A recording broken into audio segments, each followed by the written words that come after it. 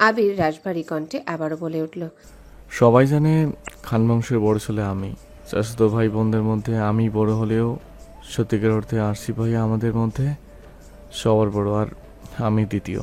পরিস্থিতি মোকাবেলা করতে বা আমি সফল হতে পারবো কিনা জানি না, তবে আমি আমার জায়গা থেকে সর্বোচ্চ চেষ্টা করব ফুপির সাথে আমাদের বাসার সম্পর্ক ঠিক করার। একটু থেমে আবির আবার বলল, জানিস মেঘ, এই দুজন মানুষের জন্য আমাদের বাড়ির প্রতিটা মানুষ ভিতর থেকে দুমড়ে মুচকে ভেঙে গেছে। তাদের রাগ আর অনাদরের কর্মকাণ্ডের ফলাফল ভোগ করতে হয় বাকি সদস্যদের। ফুপির মতো কাকিমণির জীবনের সুখ শান্তিও কেড়ে নিয়েছে এই মানুষগুলো। কাকামণি ঠান্ডা বাতাসে মানুষ হওয়ায় আর শুধুমাত্র ভাই বলে এখনো সম্পর্ক ঠিক আছে, নয়তো ফুপির মতো অবস্থা কাকামণিরই হতো। কাকামণি সবার সামনে প্রেরণাস্থল থাকে ঠিকই, কিন্তু ওনার ভেতরটা সবচেয়ে বেশি বিধ্বস্ত। ফুপি তো তবুও ভালোবাসা মানুষকে পেয়েছেন, কাকামণি তো তাও পান না। মেঘের মস্তিষ্ক জুড়ে বিচরণ করছে লক্ষাধিক প্রশ্ন, কিন্তু সেসব প্রশ্নের উত্তরে শুধু বাবা চাচার নামই উঠে আসবে। কাকামণির জীবনের ইতিহাস শোনারও ইচ্ছে নেই, তাই এই বিষয়ে প্রশ্ন করল না। নিজের আব্বু আর বড় আব্বু এতটা পাষাণ, এটা ভাবতেই মেঘের কষ্ট হচ্ছে। মেঘ বিভোর হয়ে স্মৃতি মনে করায় ব্যস্ত।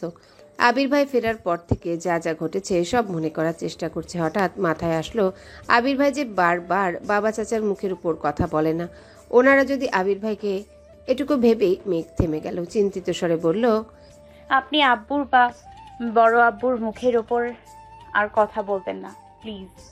নিজের প্রতি প্রেয়সী দুশ্চিন্তা দেখে আবির আনমনে হেসে উঠল। স্বাভাবিক কণ্ঠে বলল, আমি যদি কথা না বলি তাহলে ওনারা ওনাদের মর্জি মতো করবেন সব কিছু। ওনাদের সকল ইচ্ছা পূরণ করার আমার পক্ষে সম্ভব না। আমি কারো প্রিয় হয়ে থাকতে চাই না, আমি তাই করব যা আমার করতে ইচ্ছা করবে। মেঘের শীতল চাহনি দেখে আবির ভারী কণ্ঠে বলে উঠল, তোকে আগেও বলেছি, এখনো বলছি, কখনো কারো মন রাখার চেষ্টা করবি না। ঠিক সেই কাজটা করবি যেটা তোর মন করতে চাইবে। বিষয় ছোট হোক বা বড়, আগে নিজের মনকে প্রায়োরিটি দিবি। আর ফুপির বিষয়টা ভুলেও কাউকে বলবি না। বাড়িতে কাউকে এই বিষয়ে কোনো প্রকার প্রশ্ন করবি না। তোকে জানানোর দরকার ছিল, তা জানিয়েছি। আজকের পর থেকে বুঝে শুনে পাগলামি করবি, কারণ আমি চাই না তোর পাগলামিকে সিরিয়াসলি নিয়ে কেউ তোর মনে আঘাত করুক। কথা শেষ করে মেঘকে নিয়ে বাড়ি ফিরেছে আবির। মেঘের মনে আজ কোনো অনুভূতি নেই। এই যে এতদিন জান্নাত আপুকে নিয়ে এত দুশ্চিন্তা করলো, সেই জান্নাত আপু সম্পর্কে তার ভাবি হয়ে গেছে। বাড়ির রহস্য না জানলে আজ মেঘ আবিরকে নিজের মনের কথা বলেই দিত, কিন্তু তার বাড়ির মানুষ যে ভালোবাসার জাতশত্রু, তারা তো কোনোদিনও মানবে না। আবির ভাইয়ের প্রতি যে সে অসম্ভব দুর্বল। আবির ভাইকে এই জীবনে কি আদৌ পাবে? আবির বাইক চালাচ্ছে আর মনে মনে ভাবছে, আমার জীবনটা কেন এমন হলো? তোর প্রবল অভিমান আমায় দেশ ছাড়তে বাধ্য করেছিল। 6 বছর যাবৎ আমি নিজের উপলব্ধি জমিয়েছি, সে দীর্ঘ অভিসন্ধি বাস্তবায়নের সুযোগটা পেলাম না। আমি ভেবেছিলাম দেশে ফিরে তোর কাছে আমার চিত্তের অবাধ্য প্রণয় প্রকাশ করব। এত বছর তোকে ঘিরে কত লক্ষাধিক স্বপ্ন দেখেছি, সেই সব স্বপ্নের কথা জাহির করব। গত 6 বছর শুধু একটাই পরিকল্পনা করেছি, কিভাবে তোকে আমাতে আসক্ত করব। 3 মাসের মধ্যে তোকে আমার বউ করে নেব, এই দৃঢ় সংকল্পের নিজেকে প্রস্তুত করেছিলাম। কিন্তু একটা ঘটনা আমার চূর্ণ বিচূর্ণ করে দিয়েছে। গত 1 বছর যাবৎ আমি নিজের সঙ্গে লড়াই করছি। তোকে উপেক্ষা করার বিন্দুমাত্র শক্তি যে আমার ছিল না। দেশে ফিরে প্রথমবার তোর লালিত কর্মকাণ্ডে আমায় মায়াবী আঁখি দেখে এক মুহূর্তের জন্য নিজেকে উন্মাদ মনে হয়েছিল। ইচ্ছা হয়েছিল খানবাড়ির সব নিয়ম নীতি বিনাশ করে হলেও তোকে আমার করে নেই, কিন্তু আমি পারিনি। আজও আমি তোকে ভালোবাসি বলতে পারি না। আজও আমি তোকে ভালোবাসি বলতে পারছি না। তুই পরিবার ছাড়তে পারবি না, আর আমি তোকে নিজেকে প্রতিষ্ঠিত করা ছাড়া আমি আর কোনো পথ খুঁজে পাচ্ছি না। তোকে পাওয়ার জন্য যতটা যোগ্যতা অর্জন করা দরকার, আমি ঠিক ততটুকু যোগ্য হব। তারপরেও আমার তোকেই লাগবে। আমার তোকে পাওয়ার ইচ্ছে যতটা প্রবল, তোর মনেও আমাকে পাওয়ার সেই শানিত ইচ্ছা জাগতে হবে। পরিস্থিতি যতই কঠিন হোক, তোর আমার প্রতি প্রগাঢ় আস্থা থাকতে হবে। তুই আমার হলে আমি পুরো দুনিয়ার সঙ্গে লড়াই করতে পারবো, কিন্তু তোকে না পেলে আমার প্রণয় পরিণতি হবে মৃত। বাসার সেই মোড়ে মেঘকে নামিয়ে আবির ঠান্ডা কণ্ঠে বলল, যা বলেছি তা মাথায় রাখিস। সামনে তানভীর আসছে, ওর সঙ্গে বাসায় যাবি। বাসায় কে কিছু জিজ্ঞাসা করলে তোর কিছু বলার প্রয়োজন নেই। যা বলার তানভীর বলবে। জান্নাতের বিয়ের কথা কাউকে বলবি না। আর অতিরিক্ত দুশ্চিন্তা করে নিজের শরীর খারাপ করিস না। ভবিষ্যতের সম্পর্কটা আমি ঠিকঠাক করার চেষ্টা করব, তুই সাবধানে থাকিস। তানভীর বাসার কাছেই মেঘের জন্য অপেক্ষা করছিল। মেঘকে নিয়ে বাসায় ঢুকেছে। ড্রয়িং রুমে দুই ভাই বসে আছেন। মেঘ আর তানভীরকে দেখেই মোজাম্মেল খান প্রশ্ন করলেন, কোথায় গিয়েছিলে? মেঘ তানভীরের মুখের দিকে তাকাতেই তানভীর বলল, তুই রুমে যা। ভাইয়ের কথা মতো মেঘ রুমে চলে গেছে। ওরা দুই ভাই মেঘকে এমনভাবে আগলে রাখে যেন বাড়ির কেউ কিছু বলতে না পারে। বড়রা কিছু বললে কষ্ট বেশি পাবে, কিন্তু তানভীর যেহেতু ছোট থেকেই শাসন করে, তাই ভাইয়ের শাসন মেঘের এখন সয়ে গেছে। তানভীর যা যা কথা বলার তা বলে রুমে চলে গেছে। মেঘ ফ্রেশ হয়ে এসে শুয়ে পড়েছে। বিকেল থেকে এত এত ঘটনার সম্মুখীন হতে হয়েছে যেগুলো মাথায় স্থির হতে একটু সময় লাগবে। মেঘের আবেগ অনুভূতি সব বিলীন হয়ে গেছে।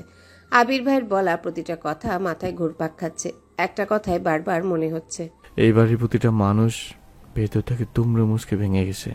ফুপ্পির বিষয়ে জানার পর মেঘের হৃদয়টা ভেঙে চূর্ণ বিচূর্ণ হয়ে গেছে। 4 মাসের প্রেমানুভূতি প্রকাশ করার আগেই সব শেষ হয়ে গেল। আবির ভাইয়ের প্রতি যে আকাশ সম প্রণয় লীলা সবই ফিকে হয়ে গেছে। ফুপ্পি আর কাকামণির মনে কতই না কষ্ট। এসব ভেবে কখন যে ঘুমিয়ে পড়েছে নিজেও জানে না। আবিরের জন্য অপেক্ষা করার শক্তিটুকু আজ ছিল না। আবির মেঘকে নামিয়ে দিয়ে আবারও বিয়ের প্রোগ্রামে গেছে। রাকিবের বেস্ট ফ্রেন্ড হিসেবে এই সময় আবিরকে রাকিবের পাশে থাকা খুব বেশি প্রয়োজন। রাকিবের একমাত্র বোন জান্নাত। রাকিবের আরেকটা ছোট ভাইও আছে, তবে বোনের প্রতি ভাইদের ভালোবাসা একটু বেশি তীব্র হয়। সপ্তাহখানেক হয়ে গেছে, কিন্তু মেঘের মাথা থেকে ফুপ্পির ঘটনা কোনোভাবেই যাচ্ছে না। যতবার আব্বুকে আর বড় আব্বুকে দেখে ততবারই মনে হয় ওনারা হিটলারের থেকেও নিকৃষ্ট। এতদিন আবির ভাইকে হিটলার বলায় নিজে অনুতপ্ত হচ্ছে। এখন আর মেঘ আগের মতো আবিরকে জ্বালায় না, আবিরের রুমে যায় না, অনুভূতি প্রকাশের চেষ্টাও করে না। আব্বু আর বড় আব্বুকে দেখলে যতটা রাগ হয়, আবির ভাইকে দেখলে ঠিক ততটাই কষ্ট। আজ তানভীর প্রোগ্রামে ব্যস্ত, হঠাৎ ফোনে কল বাজছে। ফোন বের করে অবাক চোখে তাকায়। বন্যা কল দিচ্ছে। প্রোগ্রাম থেকে বের হয়ে একপাশে গিয়ে ফোন রিসিভ করলো। আসসালামু আলাইকুম। ওয়ালাইকুম আসসালাম। ভাইয়া, আপনি কি বাসায়? ভাইয়া ডাকতে কতবার না করেছি তোমায়? সরি, আর ভাইয়া বলবো না। মেঘের কি কিছু হয়েছে? আমি কল দিলে রিসিভ করে না, রিসিভ করলেও হঠাৎ করে ঠিকঠাক মতো কথা বলে না। বোন একটু মানসিক চাপে আছে, কিছুদিনের মধ্যেই ঠিক হয়ে যাবে। কি হয়েছে? বন্যা মনে মনে ভাবছে, আল্লাহ জানে আবির ভাইকে নিয়ে কোনো ঝামেলাই হলো কিনা। তেমন কিছু না। তোমার কি খুব দরকার? কিছু বলার থাকলে আমায় বলতে পারো, আমি বোনকে জানিয়ে দেব। বন্যা আমতা আমতা করে বলল, ওই রকম কিছু না, কথা হচ্ছে না তাই চিন্তা হচ্ছিল, এই জন্য আপনাকে কল দিলাম। তানভীর ঠান্ডা কণ্ঠে শুধালো। আর কোনো কারণ নেই? বন্যা আস্তে করে বলল, না মানে আছে। তানভীর ধীর কণ্ঠে বলল। বলো। বন্যা ঢোক গিলে ভয়ে ভয়ে প্রশ্ন করল। আজকে কি আপনার একটু সময় হবে? তানভীর ভ্রু কুচকে প্রশ্ন করল। কেন? বন্যা একটু থেমে বলল, আপনার সাথে কি দেখা করা যাবে? আপনি কি মেঘকে নিয়ে আসতে পারবেন? যদি আপনার সময় হয় আর কি। তানভীর জানালো। বোনের মনের অবস্থা খুব একটা ভালো না, তারপর আমি জিজ্ঞেস করবো। বোন না আসলে আমি কি আসতে পারবো, নাকি দেখা করতে হলে বোনকে নিয়ে আসতে হবে? বন্যা কিছু বলছে না দেখে তানভীর আবারও বলল। আমি বিকেলে কল দিব তোমায়, রাখছি এখন। তানভীর ফোন রেখে আবিরকে কল দিল। আবিরের করা নিষেধ, মেঘকে এখন কোথাও নেওয়া যাবে না। মেঘের মন মেঘকেই ঠিক করতে হবে। সব বিষয়ে আবির বা তানভীর মেঘকে সাহায্য করতে পারবে না। তানভীর কি করবে বুঝতে পারছে না। মেঘকে জিজ্ঞাসা না করলে বা মেঘের মতামত না দিলে পরবর্তীতে বন্যা বিষয়টা জানতে তানভীরকে ভুল বুঝবে। আবার মেঘ যদি ঘুরতে যেতে রাজি হয়ে যায়, তাহলে আবির তো তানভীরকে মেরেই ফেলবে। দোটানা কাটিয়ে শেষমেশ মেঘকে কল করলো তানভীর। মেঘ তখন উপন্যাস পড়ায় ব্যস্ত। বাসায় শুয়ে বসে থেকে আর ভালো লাগছিল না। ফোন চাপতে গেলে আবির ভাইয়ের আইডি আসে সামনে। আবির ভাইকে দেখলে বুকের ভেতরটা কেঁপে ওঠে। পড়াশোনার চাপ নেই, বাড়ির কারোর সাথে কথা বলতে ভালো লাগে না। চুপচাপ শুয়ে বসে থাকলে বারবার শুধু ফুপ্পির কথা মনে পড়ে। এই সব কিছু কাটাতে আবির ভাইয়ের দেয়া উপন্যাসের বইগুলো পড়া শুরু করেছে। বেশিরভাগ সময় উপন্যাসই পড়ে। উপন্যাস পড়ার আরেকটা অন্যতম কারণ হলো নিজেকে সবার থেকে আড়াল করে রাখা। তানভীর 2-3 বার জিজ্ঞাসা করেছে ঘুরতে যাবে কিনা, কিন্তু মেঘের ঘুরতে যাওয়ার কোনো ইচ্ছে নেই। বোন রাজি না হওয়াতে তানভীরের জন্য ভালোই হয়েছে। আবিরের কাছে বকা খেতে হয়নি, কিন্তু বন্যা দেখা করবে কিনা কে জানে। বিকেলের দিকে প্রোগ্রাম শেষ করে তানভীর বন্যাদের বাসার গলি পর্যন্ত গিয়ে বন্যাকে কল দিল। বন্যা কিছুক্ষণের মধ্যে রেডিও একটা শপিং ব্যাগ হাতে নিয়ে আসলো। তানভীরের সাথে একা ঘুরতে যাওয়ার ইচ্ছে ছিল না বলেই মেঘকে আনতে বলেছিল, কিন্তু মেঘ এলো না, অথচ তানভীর এসে দাঁড়িয়ে আছে, তাই বাধ্য হয়ে বন্যা বেরিয়েছে। ঘণ্টাখানেক তানভীরের সাথে বাইকে ঘুরেছে, কিন্তু একবারের জন্য তানভীরকে স্পর্শ করেনি। সন্ধ্যার দিকে রেস্টুরেন্টে বসে আছে বন্যা আর তানভীর। বন্যা আশেপাশে একবার তাকিয়ে পরিস্থিতি বোঝার চেষ্টা করলো, তারপর হাতের শপিং ব্যাগটা তানভীরের দিকে এগিয়ে দিয়ে বলল। এইগুলো আপনার জন্য। তানভীর বিস্ময় সমেত তাকিয়ে বলল। আমার জন্য? বন্যা উপর নিচ মাথা নাড়ালো। কিন্তু কেন? আপনি 2বার আমাকে ট্রিট দিয়েছেন, গিফটও দিয়েছেন। আমারও তো উচিত চান্স পাওয়ার খুশিতে আপনাকে কিছু দেওয়ার। তানভীর শপিং ব্যাগটা নিজের কাছে এগিয়ে নিল। র্যাপিংয়ে মোড়ানো একটা বক্স খুলতেই চোখে পড়ল একটা কালো চেনের ঘড়ি, অনেক সুন্দর ডিজাইনের, মোটামুটি দামিও। তানভীর ঘুরিয়ে ফিরিয়ে ঘড়িটা দেখে বলল। ঘড়িটা অনেক সুন্দর, কিন্তু আমি তো ঘড়ি পরি না। বন্যা আস্তে করে বলল। ছেলেদের হাতে ঘড়ি থাকলে ভালো লাগে, তাই নিয়ে এসেছি। আপনি ঘড়ি পরেন কিনা তা তো আমি জানতাম না। ব্যাপার না, পছন্দ করে এনেছো তার জন্য ধন্যবাদ। এই বলে তানভীর ঘড়িটা হাতে দিল। শপিং ব্যাগে আরেকটা সুন্দর ওয়ালেট আর ঘড়ির বক্স শপিং ব্যাগে রেখে খাওয়া দাওয়া করে বন্যাকে বাসার কাছে পৌঁছে দিয়ে তানভীর বাসায় আসছে। আবির ড্রয়িং রুমে বসে কফি খাইতেছিল। তানভীরের হাতে ঘড়ি দেখে কপাল কুঁচকে ঠাট্টা স্বরে বলল। কারো জন্য কেউ একজন তার ইচ্ছার বিরুদ্ধে কত কিছু না করছে, অবশ্যই এসব দেখতে ভালোই লাগছে। তানভীর ঘড়ি পরা হাতটা নিজের পিছনে লুকিয়ে মন খারাপ করে বলল। মজা করছো? আবির সশব্দে হেসে উঠল। তানভীর গাল ফুলিয়ে সিঁড়ি দিয়ে উঠছে। আবির সোফায় বসে সেদিকে তাকিয়ে হেসেই যাচ্ছে। বেশ কিছুদিন কেটে গেল। খাবার টেবিলে দেখা হয় মেঘ আবিরের। মেঘ দু একবার আবির ভাইয়ের দিকে তাকায়, চোখাচোখি হলে চোখ নামিয়ে নেয় মেঘ। আবির সকালে খেয়ে অফিসে চলে যায়, মিম আর আদিও স্কুলে চলে যায়। মেঘ বাসায় একা একা থাকে, প্রতিদিন বিকালে ছাদে যায়, গাছগুলো দেখাশোনা করে। বাকি সারাদিন আবির ভাইয়ের দেয়া উপন্যাসের বই পড়ে। 2টা উপন্যাস শেষ করে ফেলেছে। 3য় উপন্যাসটা যত পড়ছে মেঘের মনের ভেতর প্রেমানুভূতি ততই সক্রিয় হতে শুরু করেছে। ফিকে হয়ে যাওয়া অনুভূতিরা আবারও জাগ্রত হচ্ছে। আবির ভাইয়ের প্রতি ধারালো ভালোবাসার টানে 28 বছরের গত হয়ে যাওয়া ইতিহাসকে পেছনে ফেলে নতুন করে স্বপ্ন দেখতে শুরু করেছে। হয়তো আবির ভাইয়াকে পাওয়ার স্বপ্ন পূরণ হবে, নয়তো সারা জীবন আবির ভাইয়াকে একতরফা ভালোবেসে যাবে। তবু এমন লুকিয়ে আবির ভাইয়াকে এড়িয়ে চলবে না। রাত 11টার দিকে মেঘের 3য় উপন্যাস পড়া শেষ হয়েছে। সেই থেকে আবির ভাইয়ের জন্য অপেক্ষা করছে। গত কিছুদিন যাবৎ আবির ভাইয়ের বাড়িতে আসা যাওয়াতে মেঘের বিশেষ কোনো নজর ছিল না। বাইকের শব্দ শুনেও ব্যালকনিতে যেতে ইচ্ছে হয়নি তার। আজ এতদিন পর মেঘ আবির ভাইয়ের জন্য ব্যালকনিতে দাঁড়িয়ে অপেক্ষা করছে, অথচ আবির ভাই ফিরছে না। আবির ইদানিং অফিস থেকে সন্ধ্যায় বাসায় ফিরে ঘণ্টাখানেক পর আবার বের হয়। ফিরতে ফিরতে রাত 12টা বেজে যায়। যেহেতু মেঘ আবিরের সাথে কথা বলে না, আবিরের জন্য অপেক্ষা করে না, তাই আবিরও নিজের মতোই চলাচল করে। 12টার দিকে আবির বাসায় ফিরেছে। আবিরকে দেখে মেঘ ব্যালকনি থেকে মিষ্টি করে হাসলো। এতদিন পর আজ মেঘের মুখে একটু হাসি ফুটেছে। আবির বাইক থেকে সেই দৃশ্য দেখলো কিনা কে জানে। আবির নিজের রুমে ফ্রেশ হতে চলে গেছে। মেঘ চুপি চুপি ড্রয়িং রুমে আসছে। এত রাতে কেউই সজাগ নেই। টেবিলের উপর আবিরের জন্য খাবার ঢেকে রাখা হয়েছে।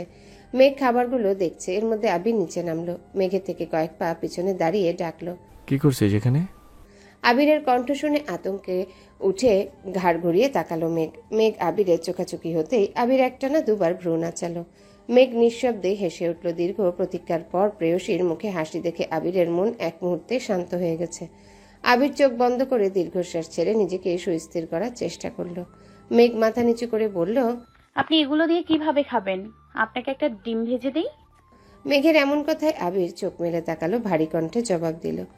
কোনো প্রয়োজন নেই, আমি খেতে পারবো। আবির ভারী কণ্ঠে বললেও মেঘের সেসবে মাথা ব্যথা নেই, কারণ তার মাথায় উপন্যাসের প্রেমালাপ ঘুরপাক খাচ্ছে। সে আবারও বলল। আপনি তো বলেছিলেন পরীক্ষার পর রান্নাঘরে যেতে পারবো। পরীক্ষা তো শেষ, এখনো কি যেতে পারবো না? আবির স্বাভাবিক কণ্ঠে প্রশ্ন করলো। তোর কি ডিম ভাত খেতে ইচ্ছা করছে? আমি করে নিয়ে আসবো। মেঘ ডানে বামে মাথা নেড়ে বলল। আমি ভাজবো। আবির গম্ভীর কণ্ঠে শুধালো। তুই ডিম ভাত খেতে পারিস? মেঘ দাঁত কেলিয়ে হেসে বলল। আম্মুরা ডিম ভাজার সময় আমি দেখেছি। আবির পুনরায় বলল। তোর ভাজতে হবে না, তুই বস, আমি ডিম ভেজে নিয়ে আসছি। মেঘ শক্ত কণ্ঠে বলল। না, আমি আনবো। আবির ধমক দিতে গিয়েও থেমে গেল। মেয়েটা এতদিন পর আবিরের সঙ্গে কথা বলতে আসছে। ধমক দিলে মনে কষ্ট পাবে, তাই ধমক দিতে পারছে না। আবার ডিম ভাজতে পাঠাতেও সাহস পাচ্ছে না। আবির 2 পা এগিয়ে থমকে দাঁড়ালো। সেখান থেকে ঘুরে এসে চেয়ার টেনে বসলো। পকেট থেকে ফোন বের করে কিছু একটা চেক করছিল। একবার রান্নাঘরে তাকাচ্ছে, একবার ফোনে। 2বার ডেকে বলেছে, তুই কি পারবি নাকি আমি আসবো? মেঘ 2বারই উচ্চস্বরে বলেছে, পারবো। কিন্তু আবিরের কলিজা কাঁপছে। প্রথমবার মেঘ রান্না করতে গেছে, পেঁয়াজ কাটতে গিয়ে যদি হাত কেটে ফেলে। কয়েকবার রান্নাঘরে দেখে যেই না ফোনের দিকে মনোযোগ দিয়েছে, কয়েক সেকেন্ডের মধ্যেই মেঘ চিৎকার দিয়ে উঠেছে। মেঘের চিৎকারের শব্দে আবিরের হৃদয় কেঁপে উঠেছে। সহসা ফোন ফেলে ছুটে যায় রান্নাঘরে। গরম তেল ছিটকে পড়েছে মেঘের হাতে পায়ে। এত রাতে বাসার মানুষ সজাগ হলে ঝামেলা হবে ভেবে চিৎকার দিয়ে নিজের মুখ চেপে ধরেছে। ফ্লোরে বসে ফুপিয়ে ফুপিয়ে কাঁদছে মেঘ। আবির চুলা বন্ধ করে ঝড়ের বেগে টুথপেস্ট নিয়ে আসছে। হাঁটু গেড়ে বসে আলতো করে হাতে আর পায়ে পেস্ট লাগিয়ে দিচ্ছে। কয়েক মুহূর্তের মধ্যে আবিরের শরীর ঘেমে একাকার অবস্থা। রক্তাবোধ 2 চোখ মেঘের হাতে পায়ে নিবদ্ধ। বুকের ভেতর হৃৎপিণ্ডটা অবিরাম কাঁপছে। মেঘের হাতে পায়ে পেস্ট লাগিয়ে ফু দিয়ে দিচ্ছে। মেঘ কেঁদেই যাচ্ছে, তবে এই ক্রন্দন শব্দহীন। আবির ভ্রুকুচকে নিজের ভেতরে থাকা সবটুকু আক্রোশ কণ্ঠে ঢেলে দাঁতে দাঁত চেপে বলল, আমায় না জ্বালালে কি তো শান্তি হয় না? আবির ভাইয়ের রাগান্বিত কণ্ঠ শুনে মেঘ জলসিক্ত চোখে আবিরের মুখের পানে তাকায়। চোখ পড়ে রক্তাভূত চোখে। এই চোখে অসহায়ত্ব স্পষ্ট প্রতীয়মান হচ্ছে। আবিরের নিঃশ্বাসের মাত্রা তীব্র। কপালে বিদ্যমান ঘামের বিন্দুগুলো চিকচিক করছে। আচমকায় আবির মেঘকে কোলে তুলে নেয়। অমনি মেঘের চক্ষু চড়ক গাছ। এক মুহূর্তেই কান্না থেমে গেছে। অবাক চোখে তাকিয়ে আছে আবিরের মুখের পানে। আবির কোনো দিকে না তাকিয়ে মেঘকে নিয়ে সোফায় বসে ঠান্ডা কণ্ঠে শুধালো। এখনো জ্বলছে?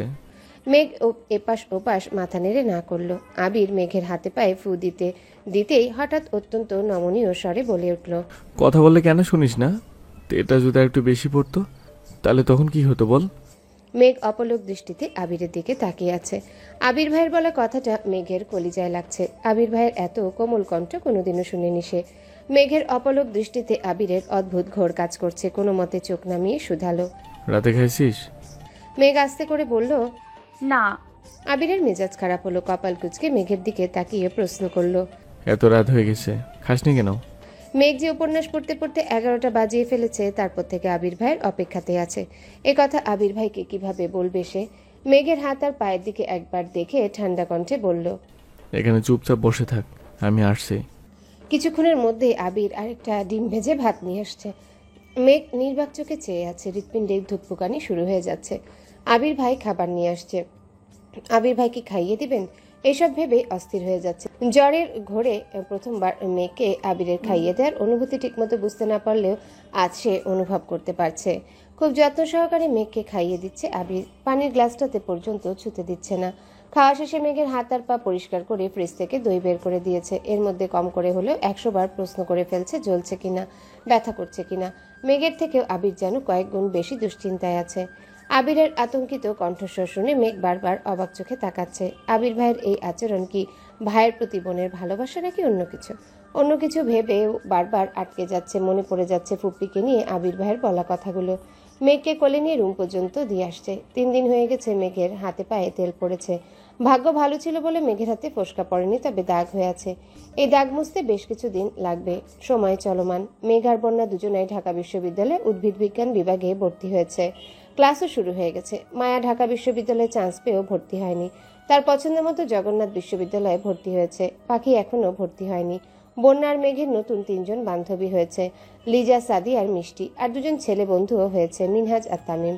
মিনহাজের সাথে বন্ধুত্বটা খুব অদ্ভুতভাবে হয়েছে। প্রথম দিন মেঘ আর বন্যা আশেপাশ দেখতে দেখতে ডিপার্টমেন্টে হাঁটছিল। একটা ছেলে একটা রুম থেকে দৌড়ে বের হচ্ছিল। মেঘ আর বন্যা অন্যমনস্ক থাকায় বিষয়টা খেয়াল করেনি।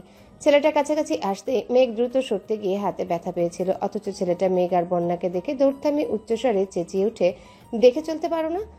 কোন ইয়ার? বন্যা আস্তে করে বলে, প্রথম বর্ষ। ছেলেটা বিরক্তির স্বরে ও বলে চলে যায়। বন্যা আর মেঘ দুজনে আহাম্মকের মতো চেয়ে থাকে। ছেলের হাবভাবে মনে হয়েছিল সিনিয়র কোনো ভাইয়া। তারপর যখন দেখলো এই ছেলে ওদের সাথেই পড়ে, তখন 2 বান্ধবী তেলে বেগুনে চলে উঠেছিল। এরপর থেকে ছেলে বেশ কয়েকবার মেঘ আর বন্যার সাথে কথা বলতে আসছে। প্রথম দিনের দুষ্টামির জন্য প্রতিদিন কম করে হলেও 10 বার করে মাফ চায়। বন্যার মেঘকে এখন আপু বলে ডাকে। সেই মিনহাজের সাথেই ভর্তির দিন থেকে তামিমের পরিচয়। আস্তে আস্তে ভালো বন্ধুত্ব হয়ে গেছে। মিনহাজের মাধ্যমে বন্যার মেঘের সঙ্গেও তামিমের খুব ভালো বন্ধুত্ব হয়ে গেছে। আজ শুক্রবার। বাড়িতে মিম, আদি আর মেঘের হইচই চলছে। আবির সকাল সকাল উঠে নাস্তা করে বেশ খানিকটা সময় ধরে ভাই বোনদের দুষ্টামি দেখছে। দুপুরের পর আবিরের বড় মামা আসছেন। ওনার বড় মেয়ে মাইশাকে ছেলেপক্ষ দেখতে আসবে, তাই উনি সবাইকে দাওয়াত দিতে আসছেন। যদি পছন্দ হয় তাহলে বিয়ের দিন তারিখ ঠিক হয়ে যাবে। আলী আহমদ খান স্বাভাবিক কণ্ঠে বললেন, আমি এখন যেতে পারবো না, আপনি বরং আবিরের মাকে নিয়ে যান।